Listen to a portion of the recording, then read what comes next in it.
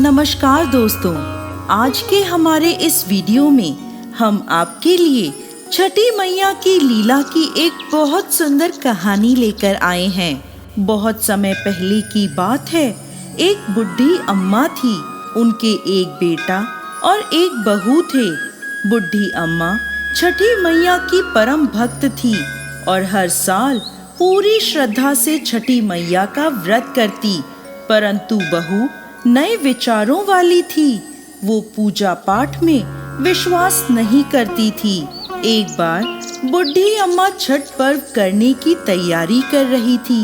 बुढ़ी अम्मा की बहू उन पर हंसने लगी और बोली, अम्मा, दुनिया कहाँ से कहाँ चली गई है। लोग आसमान को छू रहे हैं और आप आज भी इतनी अंधविश्वासी हो। पढ़ी लिखी बहुओं का छठी मैया की परम भक्त बुढ़ी अम्मा पर कोई असर नहीं हुआ। वो तो बस अपनी तैयारियां करती रही। बहू फिर बोली, अम्मा, ये सब बेकार की बातें हैं। इस उम्र में 3 दिन तक भूखी रहोगी तो खुद पर ही मुसीबत लाओगी। ना जाने क्यों भूखे प्यासे लोग खुद को सताते हैं।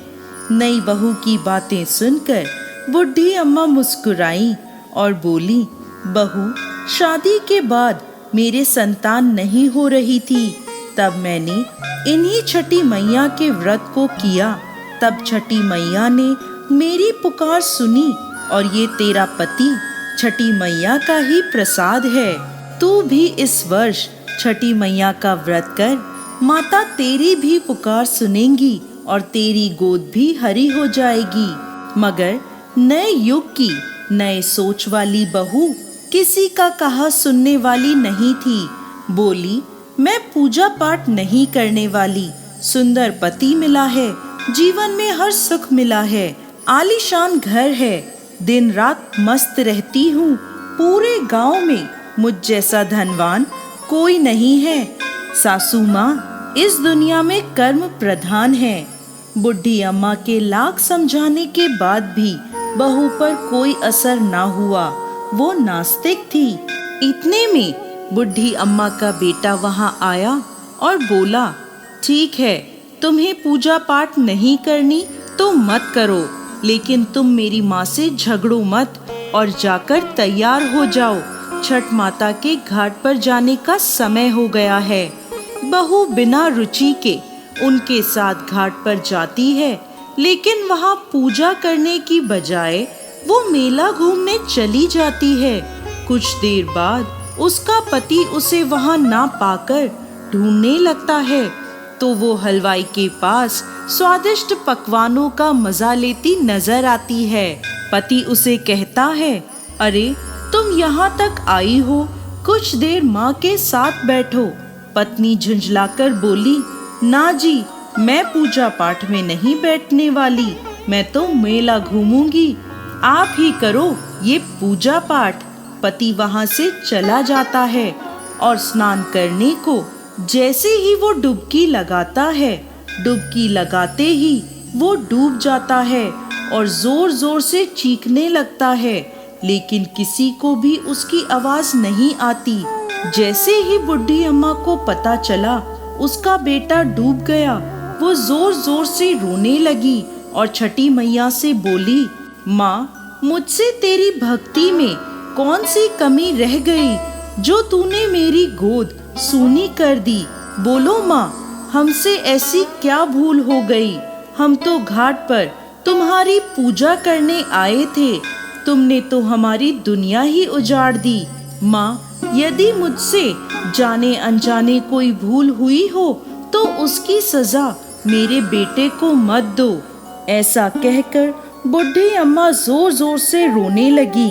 उधर मेले में शोर मचा कि घाट पे एक व्यक्ति डूब गया है। सुनकर बहू दौड़ी दौड़ी वहां आती है और देखती है कि उसकी सास रो रही है और उसका पति डूब गया है, तो उसे सदमा लग जाता है।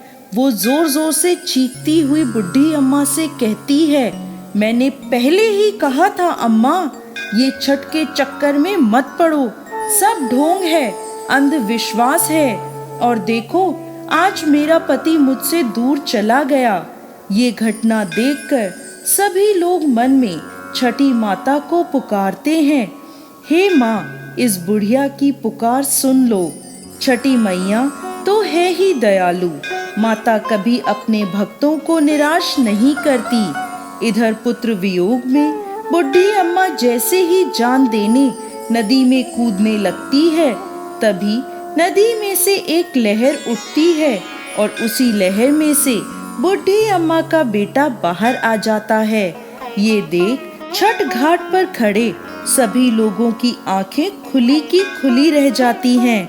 बुढ़ी अम्मा खुशी से रोने लगती है। बहू भी खुशी के मारे जोर जोर से रोने लगती है।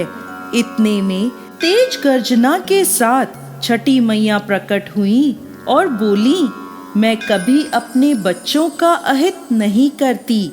मैंने तुम्हारी आंखों से अज्ञान का पर्दा हटाने के लिए तुम्हारे पति को पानी में डुबाया था।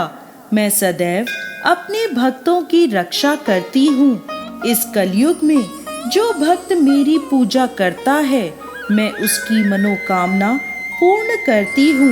ये कहकर छठी मैया अंतर ध्यान हो गईं और घाट पर मौजूद सभी लोगों ने छठी मैया की जय जयकार करी।